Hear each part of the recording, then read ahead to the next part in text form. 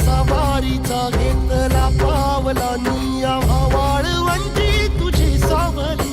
गळा भेट घेण्या भीमेची निघाली तुझ्या नाम घोषात इंद्रायणी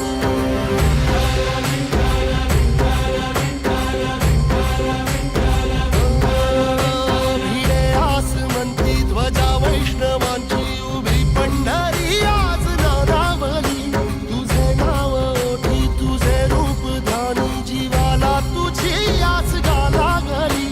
जरी बाप साऱ्या जगाचा परी